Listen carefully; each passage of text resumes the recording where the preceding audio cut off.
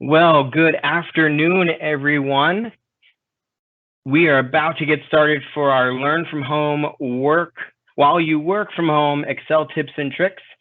Getting started here in just one moment.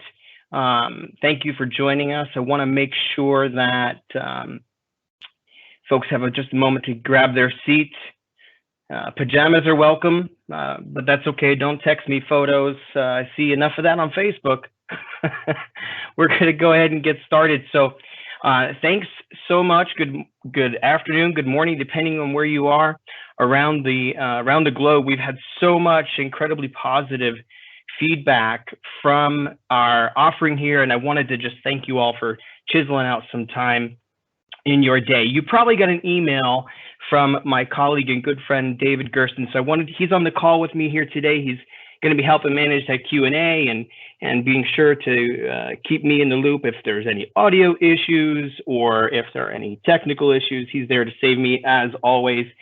So just to put a face to the name, if you saw his email, that's my colleague David Gersten. He's our strategic engagement manager here at Dynamic Consulting. His email's there, his office number. I didn't get his permission to put that on there, so I hope that's okay, but you can always reach out to David.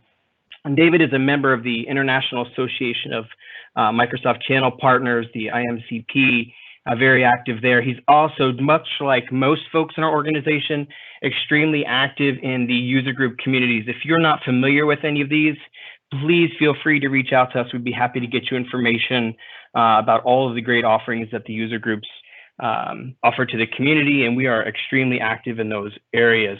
A little bit about myself. My name is Sean Dorward. I'm the practice manager here at Dynamic Consulting for our SMB accounting software, ERP software, Microsoft MVP.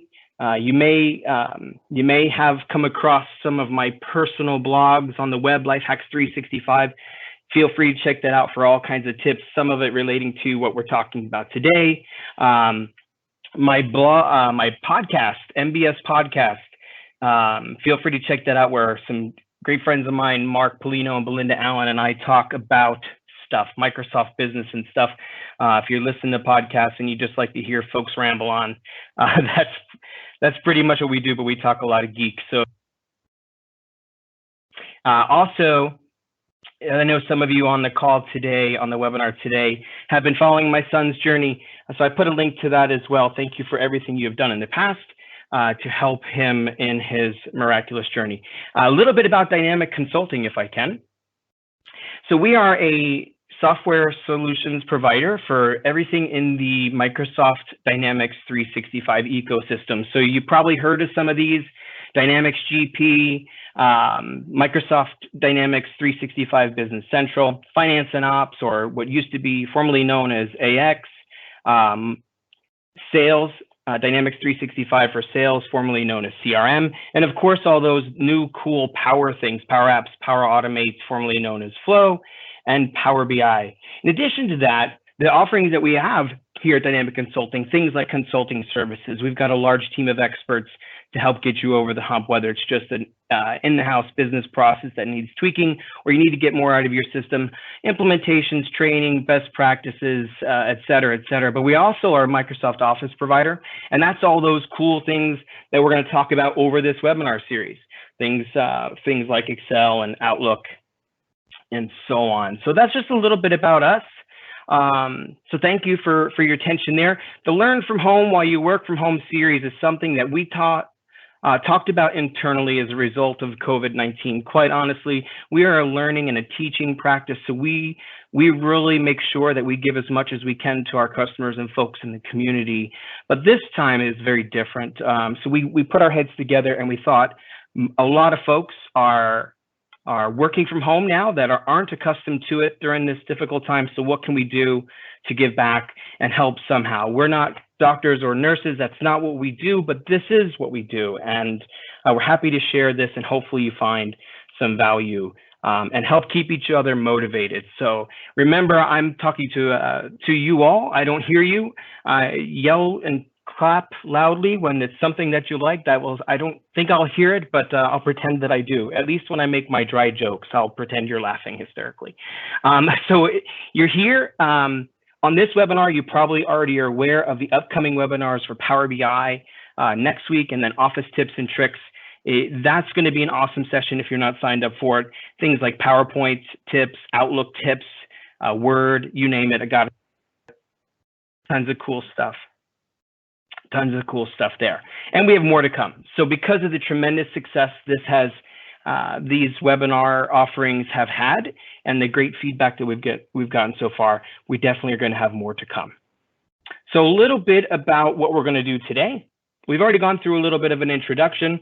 I would ask all of you all to introduce yourself. That might take up the entire hour, but feel free to drop in a Q&A if you have questions or want to just make some great comments about our session. So how this works, if you've ever heard me speak before at any of the national events, generally speaking, I call these life hacks. These are things that I come across when I'm working with customers or folks that out in the community that I think that others could benefit from. And I like to put them in front of you sort of in a fast and furious way so that we can get as much in it as possible and help get your wheels turning. Here's how we do this. So we're going to cover about 40 tips today. This session is going to be recorded, as you probably guessed, and it will be delivered to you via Microsoft Teams at the end of our event today. So you'll have this recording. You will also get the slide deck, which the slide deck, if you've ever seen me present before, you know this already. I try to capture notes and instructions in the slides themselves. And also, as a bonus, because we are so appreciative of you giving the time and trying to better your professional skills, this file that I'm going to use today is actually, I'm going to make sure you get that file as well. So now, that's where we're at with that. I'm going to go ahead and get started. So let's get into the Excel tips. So that's our topic today, Excel life hacks. So let's do this. So here's how we're going to get started. Quick links. So this is my slide deck right here, what you're seeing now. I'm going to jump over to Excel, and each of these things that I'm going to talk about have a tab. So as we go through the slide deck, which you will have for your reference, there is a related tab. And we're going to get started nice and slow with some very valuable stuff called quick links. Now, I'm in Excel here. Mike, when I say quick links, I'm talking about this area up here.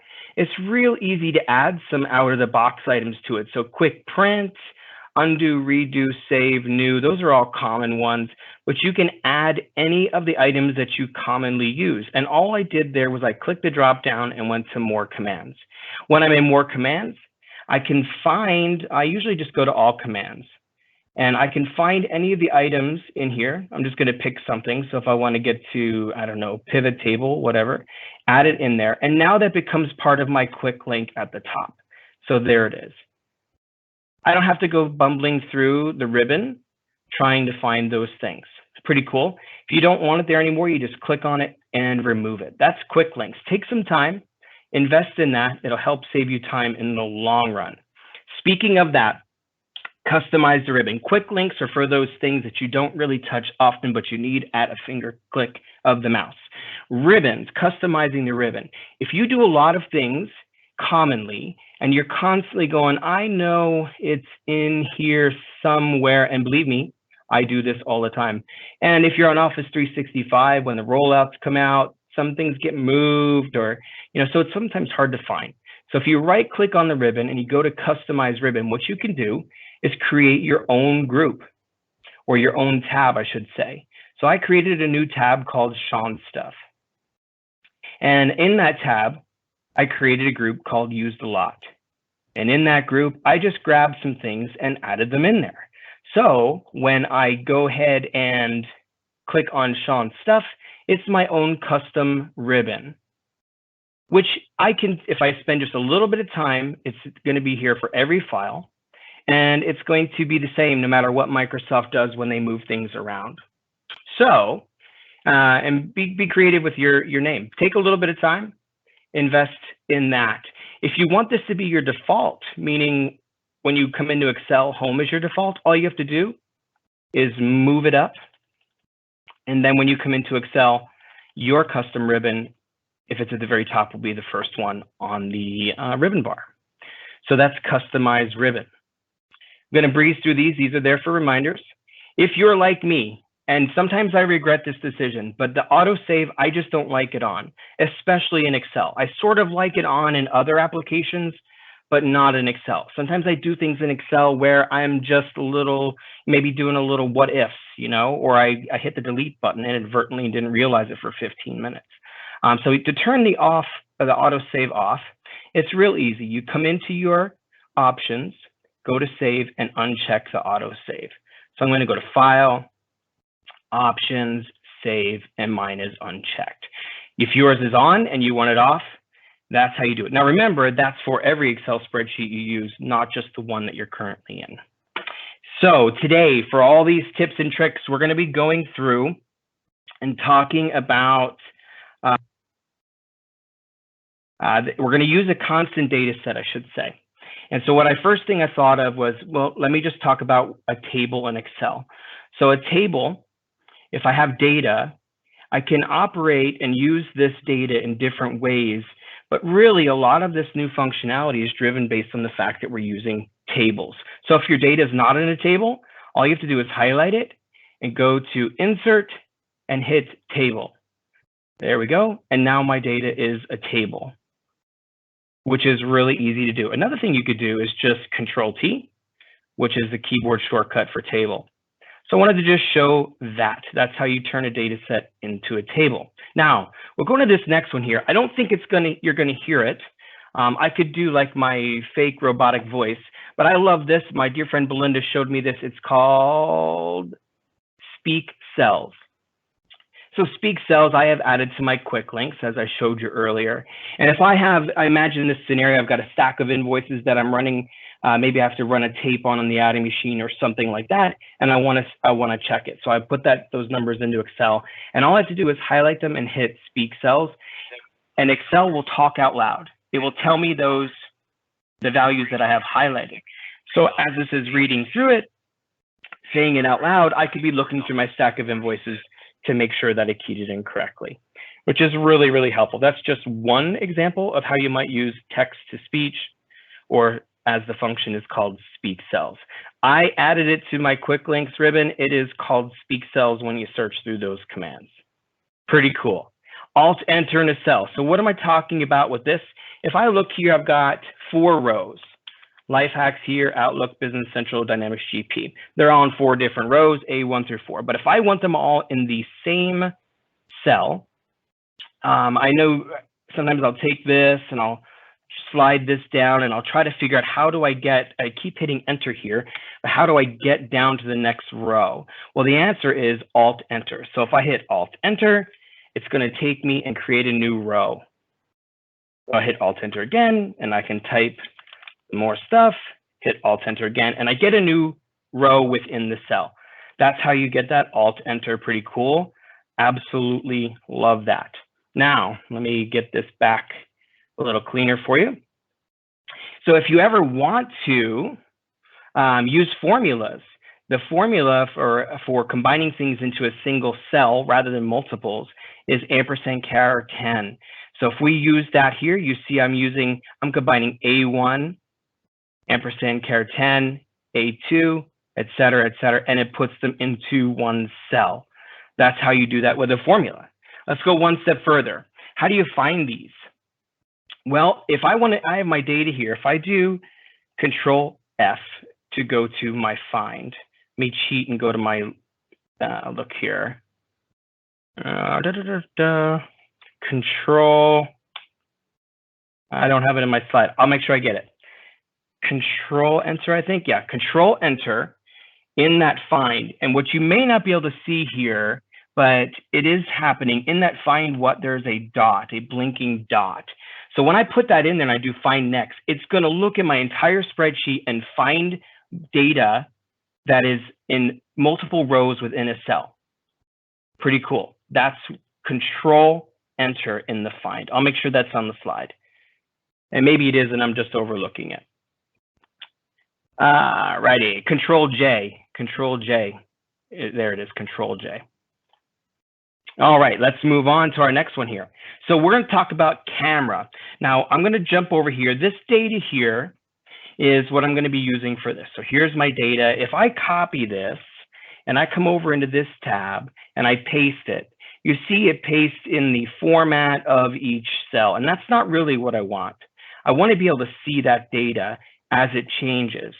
So if I come back here to data, stay with me here, and I'll look at this cell, C5. It's pointing to the tab camera and cell B3. So right now the value is 841. If I go to camera and I make this value 1,000 and I go back, there, now it's 1,000. But that's not really effective. I don't really want to have to jump back and forth to be able to see that change. So what I'm going to do, oh, by the way, everyone, I thought I mentioned it when we first started, but all of these tabs start on row 4. If I scroll up, that's where I keep my notes. So when we're looking at, for example, this one, there's some notes for you to use later. So let's go ahead and take a look at how this would work. So what I'm going to do is I'm going to copy this data, I'm going to highlight it, and I'm going to hit the camera button. Now, camera is just that. I went to quick links and added it. There's other ways to do it, but I'm going to hit the camera button, and it copies it to the camera. So now I'm going to come over to the camera tab, and I'm just going to click and drop that in here. And I can resize this. Notice it doesn't pay any attention to the background formatting in the cell. Now, that's not just a screenshot. What is really, really cool about this is if you remember, this data was updating the data over here. And then the data over here on data, I brought in as a camera. So if I change this cell to 1,000, it will update the image as well. So it's like a live picture. How awesome is that? I absolutely love that. That's camera. Check that out. Goal Seek is another one that I really, really like.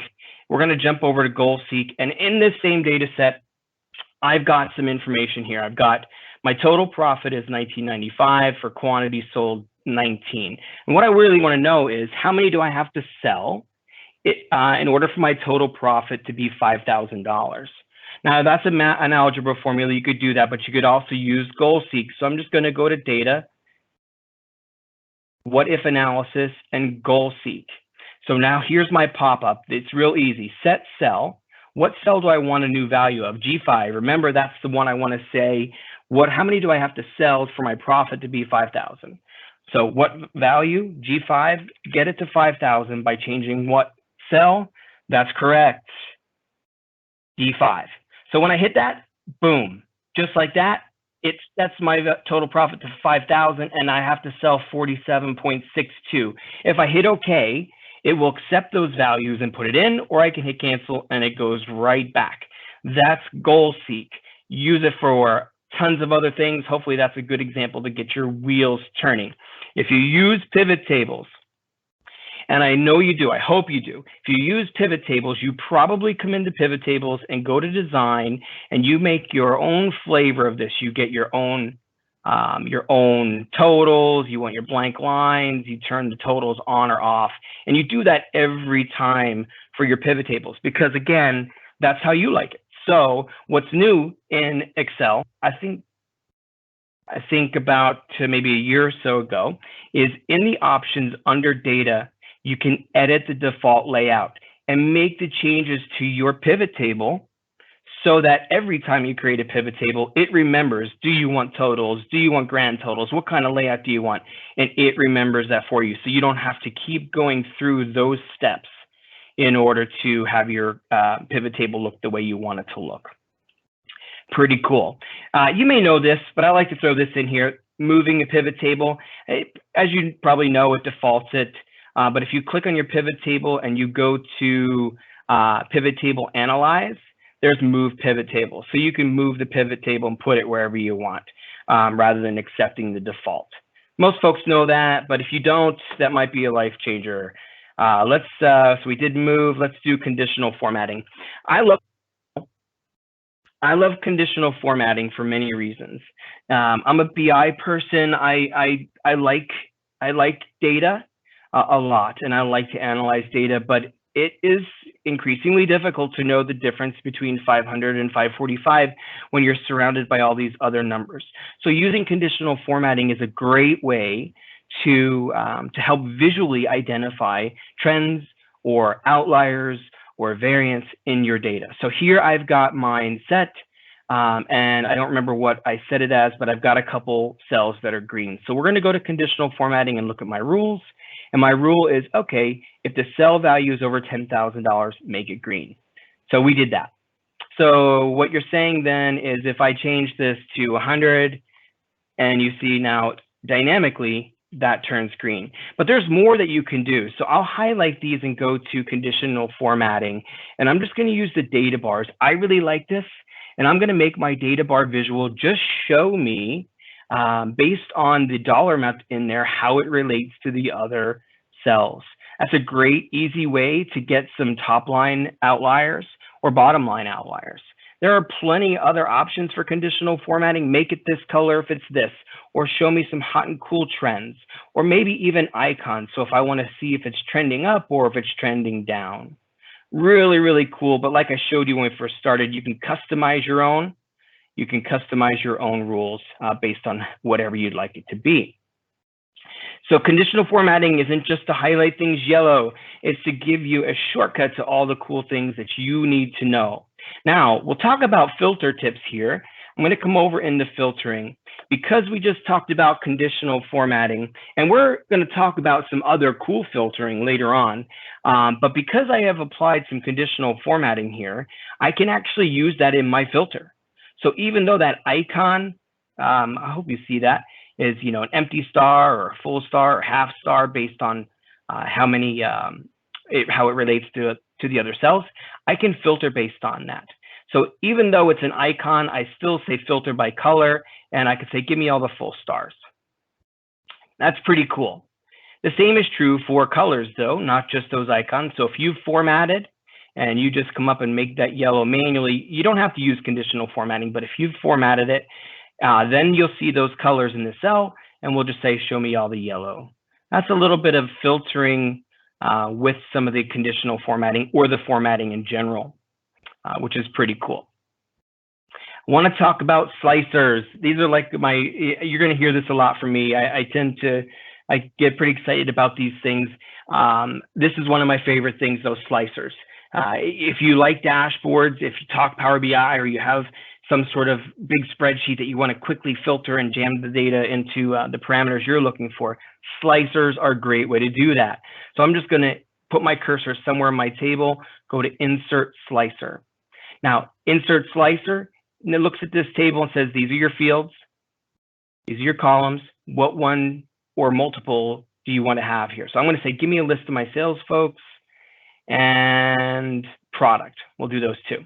So I get this sort of, slicer, but a control, making this feel and look like a dashboard. And I could change the size of these. I could change the colors and do all sorts of things to it, but I'll just leave it as it is for now. So if I want to see just product 12, I just click on product 12. If I want to see product 12 and product 1, I just use the control button on my keyboard, and now it'll show both. I'll reset my slicer, and I want to see everything that Belinda had sold, and Belinda and Sean, just by holding the control button. Nope, it will only let me do one. I'm not sure why. Actually, I do know why. But anyway, I digress. But look at how cool that is. Now I can quickly and easily see that. Yes, I know you could come up here. I know that. But I think this is easier, right? Sorry, I tend to talk to myself. Okay, so slicers. So with that too, I want to talk about Sparklines. Sparklines can be really cool, really helpful. And I want to talk about that because these are charts, sort of, that are dynamically updated into your cell. So I am highlighting my data here, just like I did before for the slicers, going to Insert and choosing my Sparkline. In this case, I chose line just for a simple Sparkline. What data do I want to evaluate in here? And all I'm going to do is just put in my data, and then where do I want the range to be? And I picked too many cells. That's okay. And that's why I had it there in the first place. So pretty cool. Sparklines. As the data changes, so does your Sparkline. And you can even customize these more. You can add some axis information if you want. You can make them larger, wider, whatever. But it's an inline KPI, and I really, really like that. So let me put that back, and we'll move on to the next thing, which is timelines. Another really cool one. So let me jump to timelines. So here I've got this data set, and I obviously, when I'm talking about timelines, I need to have a date, but I made a real simple table here with a date and an amount. And I created a real easy chart. And all I did was I highlighted this and went to insert and chose the chart. I really didn't customize it. But then what I did was I went to my table and went to insert timeline. And this is the timeline. So by default,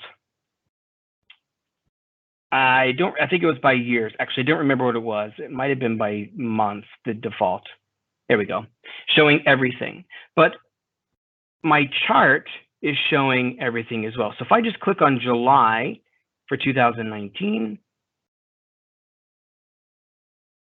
and I must have broke it because my chart's not updating. We'll just have to imagine that's moving, because it really isn't impressive unless that does. But the timeline's intention is, as you change this sliding scale, you can, it will dynamically change your charts, which is really, really cool. In my case, big want for me, because that didn't work, although I was certain it did before, but I digress. So that's timelines. Check that out. I'm sure you will get it working much better than I did. So if errors, I want to talk about if error formula, or the function if error. If you have some data that comes in, or you're doing some multiplication that sometimes doesn't quite fit because of zeros or what have you, you get these awesome pound division errors or pound NA errors, and I know you'll love them as much as I do. But if your formula is right, and it's just so happens that there are times that the formula doesn't apply, you can use the function if error. So I'm just going to wrap that around if error and say, hey, if it's an error, just make it a 0. And just like that, my pound division error is gone. And that helps keep your data clean. And you know what?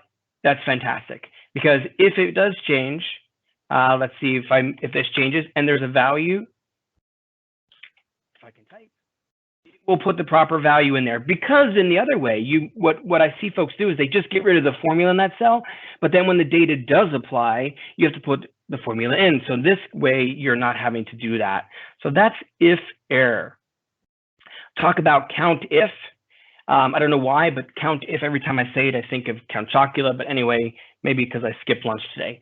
Count if is the formula you can use if you want to get the count if a variable is met. So real easy. I'm going to get rid of this for a second. Real easy using count if.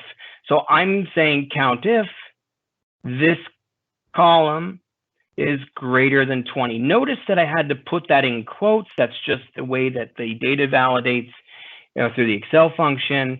So tell me how many of those values are greater than 20. The answer is 11. If I change this to 9, that should go down to 10.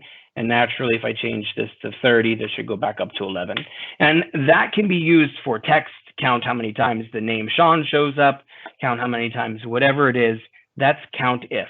I do have this little plus n note here. I keep forgetting to look up what it's actually for. But I do know that this plus n, if you put it at the end of any formula and you just put something surrounded in quotes there, it doesn't change the formula at all. So I think it's a kind of a cool tip that if you want to add a note to yourself in the formula of what you're trying to do, or maybe, for somebody else who comes behind you, they can see your note there. Maybe you have a better way, but I wanted to share that. Alrighty, what's next? Watch window. Watch window is one of those things that I can sort of never find in my ribbon. So it's a good time for me to point out this search at the top. And so all I'm going to do is search for show watch window. And it's pretty intuitive search. Don't forget it's there. So if you get lost and you're looking for stuff for too long, just go ahead and try to search it. What watch window does, and I love this, I think a friend of mine, an old friend of mine, Jody's on the call. She probably remembers a conversation she and I had about this years and years ago. I love this because we can look at the values in other cells, sort of like the camera, but this is just a single cell. and we could do more than one. And what even is cooler about it is it doesn't have to be in this worksheet. So as those values change, we can see the values in here. And if I want to see it, all I have to do is double click on it, and it takes me to it. So I could pop this out if I want to have it float, or I can dock it up there. That's watch window. I'm going to turn that off and go to our next tip. Go to errors. Go to errors. So I'll come over here. Now on this spreadsheet, before we put this if error in it, remember that just a few minutes ago? That's easy to find. I have a simple data set that fits on my screen. I can find that error. But what if your data doesn't fit on the screen? And you're constantly zooming to the right, scrolling down, kind of getting a little drunk, Excel drunk, because as I think Belinda actually is one that calls it that. But how can you find them? So I call it find errors, but it's really a go-to. So the keyboard shortcut is Control-G, and it's going to open up the go-to. Now here we can put in cell references like A7, and it'll take us to A7. But if we go into Special, and we go to Formulas, and we uncheck these three and leave errors checked, we're going to go to the error. Now I have if error in there, putting it in there intentionally, so it's not really an error. So let me fix that just so you believe me. There we go. Now if we do it, and it'll take us to the cell, no matter where it is in our spreadsheet. Really, really helpful. I like to run that on big data sets just to make sure that I'm not letting something cause me any issues. That's errors. By the way, we have a session next week. I think it's next week. Yeah, next week on Power BI. So if you're getting started with Power BI or you're already using it, I wanted you to be aware that you can take an exact Excel spreadsheet and publish it to Power BI. It's in the options. You go to publish and you sign into your Power BI account. It'll add the spreadsheet into your Power BI. So if you're not really wanting to recreate the wheel, you didn't see my air quotes, but they were there. If you're not really wanting to recreate the wheel, you could just publish a spreadsheet right to Power BI. Just wanted to make sure you're aware of that. Also wanted to make you aware, my buddy Mark showed me this a few years ago about something called Compare.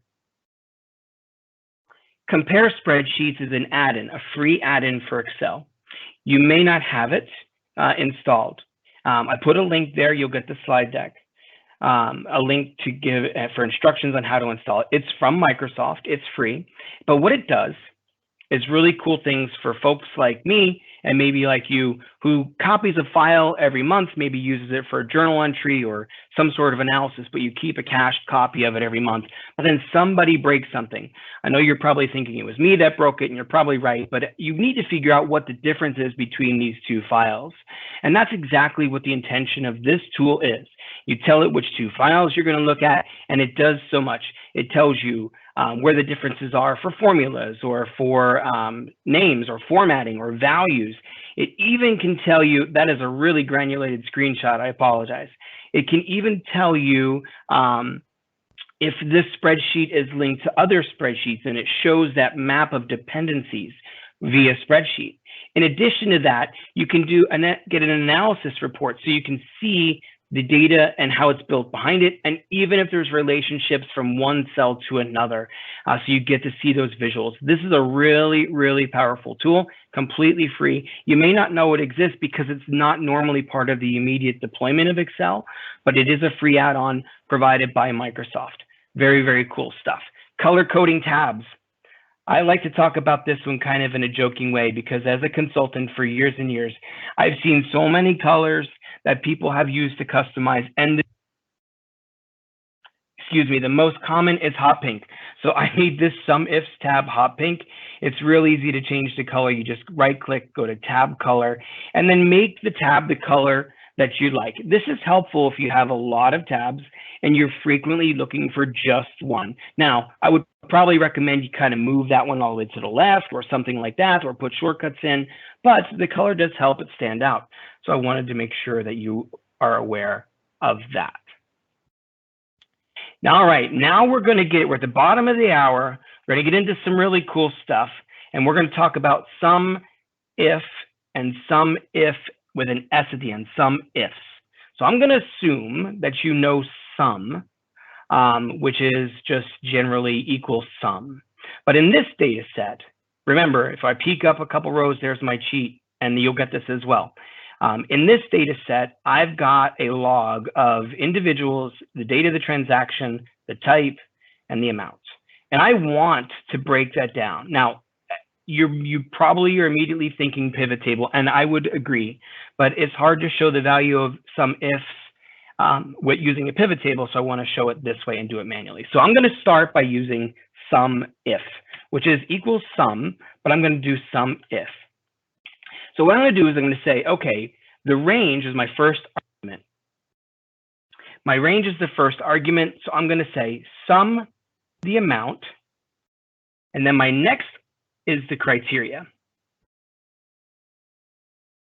Whoops, pardon me. Let me back up.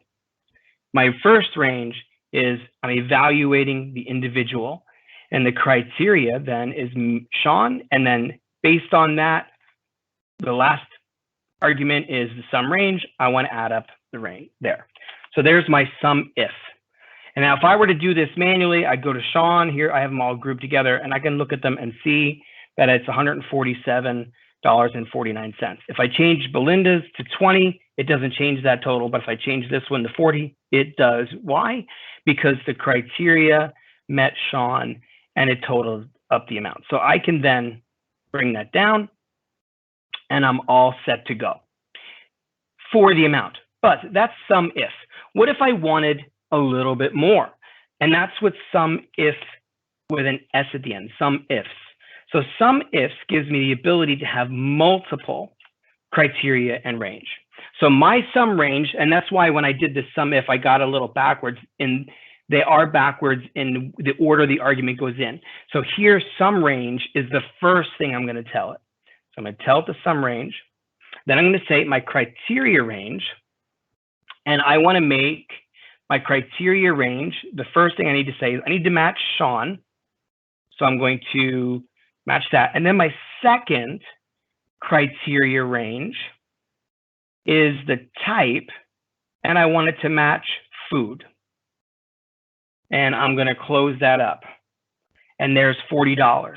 So if I go to Sean and I look at the food, there's only one, it's $40. If I make travel, 40, that $40 doesn't change, but if I make food, it does. So that's sum ifs at the end, which is really, really cool. And I couldn't drag it over because I didn't, let me do that. Let me just fix that. And it would be that one. There we go. So now I'm gonna drag that over. And I still got it wrong, but you get the idea. Sum ifs with an S. And there's the cheat formulas if you'd like to take a look at them later. That's sum if and sum if S. Really, really cool. I promised I would talk a little bit about filters, a little more about filters, and I'm going to right now. So here's that data set we've been looking at. And I can filter this if I want to see all of them for Sean. I can filter, see how many clicks that was. That was like 4 clicks. And I don't like to sound eccentric, but every time that happens, I think, how could I automate that or make that easier? So I'm going to clear my filter, and I'm going to use an array. I'm going to use an array called filter, and an array is pretty cool. So I'm going to use filter, and it says, okay, my first argument is array, and I'm going to grab this data, that's my data, and I'm going to include where it's where the salesperson is Sean. Oops, if I can type. And if it's empty, I'll do nothing. And that's why I copied up here and put it in here. So we don't bumble over me trying to type these out. Now, what I'm doing here is I want to take this salesperson. We're going to take a little bit of advance here. I'm going to say, I want to use something called data validation, and I'm going to give me a list. I'm going to say, give me a list of sales folks to choose here, and let that pick. So that's 2 different things. We'll show the filter will pop up in a second. But now I see I'm going to pick Sean. And now if I want to see Belinda, now if I want to see Mark, I don't have to use this drop down, but I thought that was pretty cool to show you. You can just get rid of this and say equals Sean and quotes, and it will put it in. But then you have to come in and change it if you want to look at, someone else. So I like to put that drop down there, which is really cool. So I could switch this and switch to Belinda. I could even have more than one. If I just want to let my data set sit there, because maybe this data set changes and grows. So I'll go ahead and put this in here. Let's see. Drop another one in here. As soon as I added it to the data, it updated my filter automatically. That's equals filter. That's an array. You'll see it's outlined by this little blue box. That's called a spill for those who are curious. It's dynamic, and I absolutely love it. More about that to come. All right, changing case. We got 20 minutes left, and I still have a lot to show you. This will be in the slide deck. I'm not going to talk about these, but I put together a collection of my favorite keyboard shortcuts. I was surprised to know a lot of folks don't know about Control Y, which is redo, but naturally the redo is at the in your ribbon and quick links, but they're there for your reference. We're going to talk about change case. Change case. These are three different formats, three different functions, pardon me. Here's our text. We're going to use the upper command. Upper, point to the cell A5, and it's going to force that text to be upper. Drag that down. Naturally, we maybe want to get them all lowercase. I'm going to point to that same cell and drag that down. And then the last one here is proper. Proper, point to this cell, is going to format your text to proper case, title case. So there, if you look at Excel is awesome, the first characters were uppercase. Pretty cool. By the way, if you like this automatically highlighting of the row, see how I switch between rows and it highlights it dynamically? You can check out how to do that on my blog site, excellifehacks.com, excellifehacks365.com. The link's there for you if you like that. I use that all the time. Thought that might be cool to share.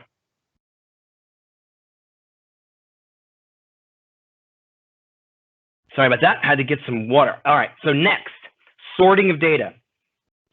Love, love, love this. So let's talk about this data here. We've got a name, a color, and an amount. And what we want to do is sort this. We want to sort it by color, descending, then by name, ascending, then amount, descending. Now, I know you're probably thinking, whoever sorts like that, it happens all the time, all the time. But with data sort, yes, I could do that. I could come up here. I could say sort by color, descending, sort by name, ascending, sort by amount, descending, largest to smallest. I could do that. Boom, it does it. But if this changes to yellow, actually yellow is a bad example. If this changes to blue, I have to resort it. It doesn't remember my sort preference. Enter the sort function. So let's talk about that. The sort function is equals sort. And it gets a little crazy because it can do a lot.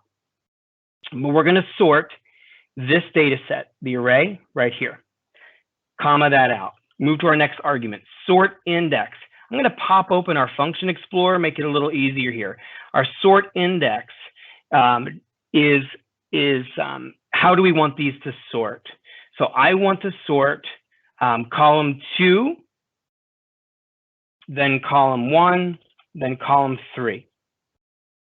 Now the trick here is, if you see my shortcut, my cheat sheet here, my formula, is those have to be in the squiggly brackets. They have to be in the squiggly brackets. And that's the technical term, that's true. But we're gonna put them in the squiggly brackets. And now you see my suggestion doesn't have the error anymore. So I'm sorting by column 2, then column 1, then column 3. But how do I want to sort them? I want to sort, if you look down at the yellow highlighted area there, color is descending. So column 2 is a -1 for descending. Then by name, ascending. So column 1, +1, ascending. Then the last one, the amount, descending, -1. Close that with the squiggly brackets and hit OK. That is dynamic sort. As this data changes, if you watch the blue here, or let's pick on one here. We'll take this Taylor red and we'll make that yellow. Automatically sorting. Automatically sorting. And I use conditional formatting, in case you didn't catch that, to actually make the color of those cells the color of the word. That's dynamic sort. I absolutely love it. Check it out. And all I would do here is hide my data set and let this, and oh, I wanted to, don't forget, any of those arrays, like the dynamic sort, you can have it be a dependency on the chart, a chart. So also if I take this and I make this 100, it'll resort, see how my charts move. Love it, love it, love it. That's equal sort. It looks a little intimidating, but hey, guess what? Guess what? You're getting this file, and that's a perfect example that you can use and apply to anything you're going to be working on. Now we're going to talk about dates. We're going to talk about dates. Let's come over into dates. Dates can be your best friend in Excel. They can be your worst enemy. And I wanted to just show you a few things about dates. So let's do that. So in my simple date example here, I've got these values.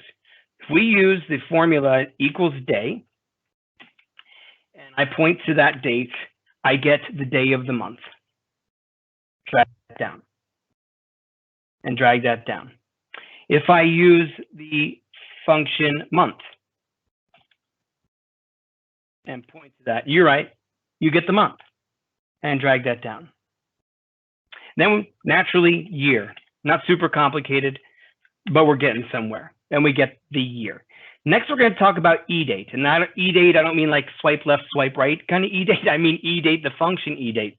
So let's look at that. Let's eDate, and you'll see it says returns the number of the date that is indicated, the number of months before or after.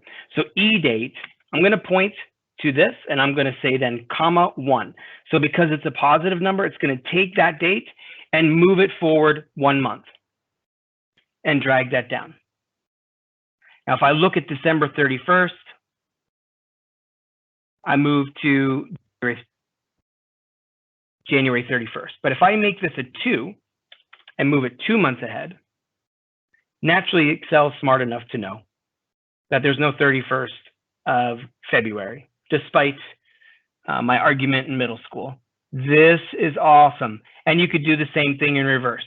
So we'll go negative, and it'll just take it back. Pretty cool stuff. Oh, I put 22. That's 22 months. That's why I changed to 17. Okay, moving on. Text, the text function. Text, I'm going to point to the value, and I'm going to say, comma, quote, D. Single D, hit enter. I get the day of the week. When it's a single digit, the first, I get it in single digit format.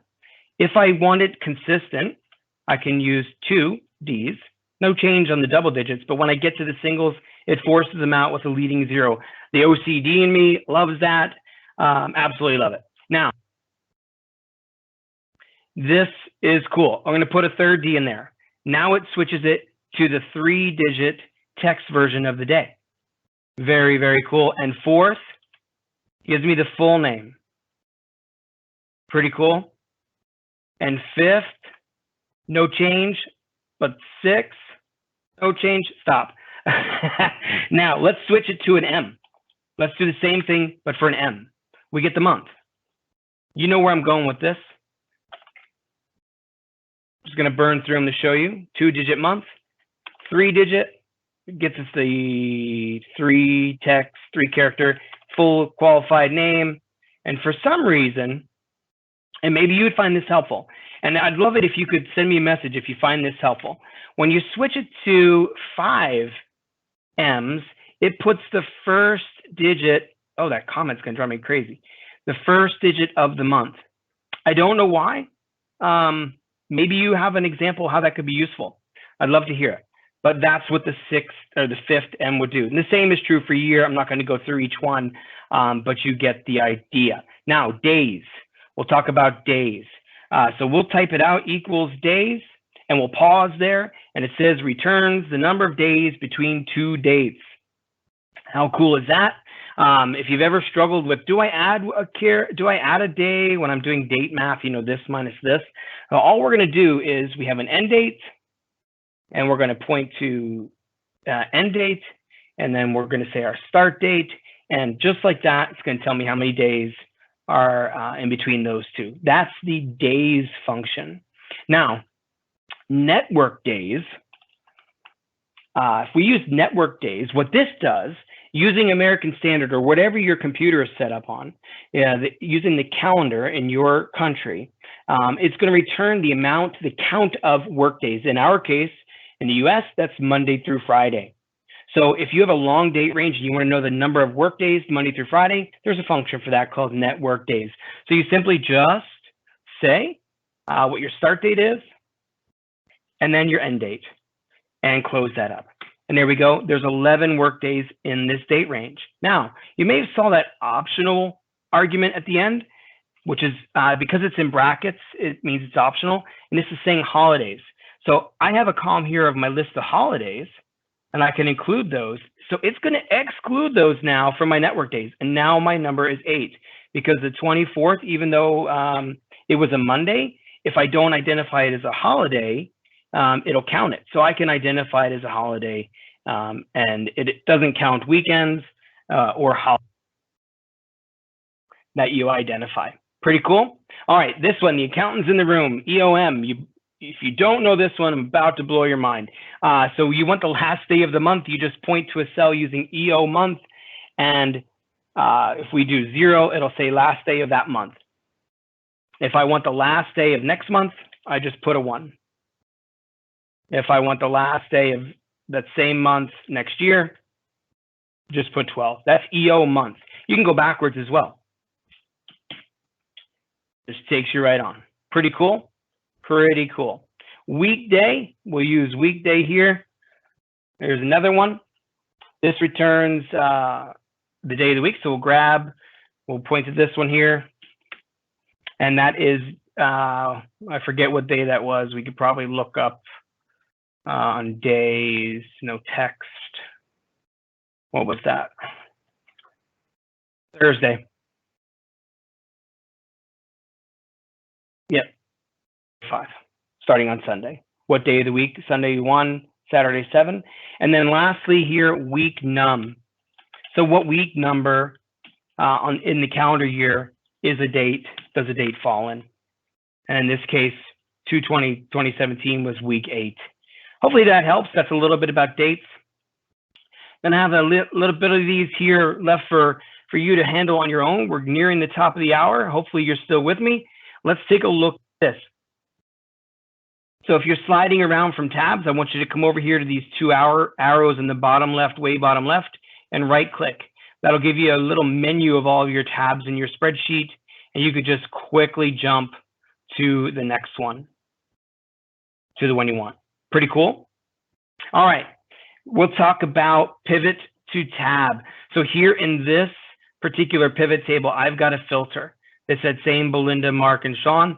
And I am going to show you something that I think actually Mark or Belinda showed me. For those of you who don't know, Mark and Belinda and we do an Excel competition pretty annually, and that's why they're frequently guinea pigs in my sessions like this. But with data in a pivot table that has a filter, you can come into pivot table, analyze, and notice here I have ifs and paste, and here's my pivot to tab. If you come into pivot table, analyze, and you go into options, you're going to see show report filter pages. It's a little confusing what that might mean, but if I do show report filter pages and I tell it what filter I want to use, it's going to actually create a new tab for each one of those filters in its own tab, so that if I need to distribute this to anyone, I could just easily do that real fast and easy by using show report filter pages. Pretty cool. Love that. Show all formulas, you can use control and the tilde, that's to the left of the one, or under formulas, show formulas. And I really, really like this. I wind up using this a lot. And we'll do formulas, show formulas, and it literally shows formulas. Now, this ifs I had to skip in the interest of time, but be sure to check it out. Also, separating data. Had to skip that in the interest of time. If you have something like this and you need to get it into separate columns rather than doing, you know, mid 1 through 5 and here, the slide deck will show you how to do that. But I'm going to move past that for now and talk about paste multiplier. So here I've got a percentage. And all I need to do is I want to multiply it by 100. Now I know you could do a simple formula, but I'm just going to copy this, right click on these and go to paste special and multiply. Now when I choose multiply, it's going to take what I copied and multiply every one of these by that value. So they're all going to get multiplied by 100 and boom, there they are. You could do that for subtract, add, or division as well. Pretty cool. That separate data, we'll have to check that out another day. Or it'll be in the slide deck, so don't worry about that. So find all, I want to make sure I showed this. I'm going to jump over to change case here. So find, actually, I don't know if it'll work in here, but I'm going to go to Control F and I'm going to type in January. And instead of find, I'm going to do find all. Nope, bad example. Let me try another table. This is pretty cool, so I want to show you. Strike one, strike two. Let me try another one. Let's try this one. We'll do find, we'll do Sean, and we'll do find all. So instead of just find, taking me from this one to this one to this one, I can do find all, and it'll show me all of the occurrences in the file for that. And if I want to move to it, all I have to do is click on it. See my cursor over here is moving? That's pretty cool. Find all is super, super helpful. Sorry about the jumping around real quick with all of those, but I wanted to show you that. Flash fill, we start typing from a data set, Excel will recognize that I'm doing something repeatable. It's saying, hey, it looks like you're separating that. All I have to do is hit enter. And I can do the same thing after the period. I just have to do it twice and it'll start to recognize it. And that's really cool. So for one-offs, you might have done like a mid, left one through, etc. But that's real easy to do. So check that out. What else? Break pivot tables in the tabs, paste with multiply, we did it. Flash fill, awesome. Everybody's doing a great job. Right click to fill. This is cool. So I have my date there. Let me zoom in, make it a little larger. I'm gonna right click and drag down. Right click and drag is a little uncomfortable, but it's pretty cool. Now, if I right click and drag it down, I get a new menu when I let go. Let's say I want to just fill that with years. It gave me that same date for all those years. Or if I wanted to fill that with work days, boom, there they are. Or if I wanted to fill that with days or months, skipping the months, the 15th of every month. Boy, oh boy, that's some cool stuff. Love it. F9 to show the formula values. So if I come in here, I'm going to click in my cell here and hit F9. It temporarily will show me the results of my formula. And I absolutely love that. If I highlight and just hit escape, I can get out of it. So that can show you as you're working through formulas, what you're looking at so far. Last but not least is my brand new absolute favorite thing in the world. I know we're at the top of the hour, but I'm going to take my time with this and show you XLOOKUP. XLOOKUP for X marks the spot. You may know about VLOOKUP. VLOOKUP, one of the biggest restrictions with VLOOKUP is you have to look up something and then you find something to the right of it. And that can be frustrating. XLOOKUP, one of its values is that you don't have to look to the right of it. Excuse me. So let's say we have this spreadsheet and we want to put in an employee ID name and have it return the name and department. So we're going to use lookup. If you have to leave, I won't be offended, but this will be on the recorded. If you can stay for another 3 minutes, please do, so I can show you XLOOKUP. So we're going to look up value. We're going to look up this value.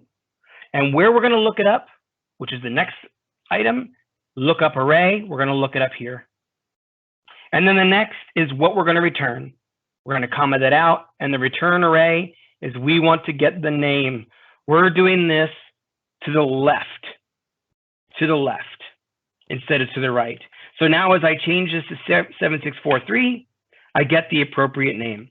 Now you can even add an optional argument, which is not found.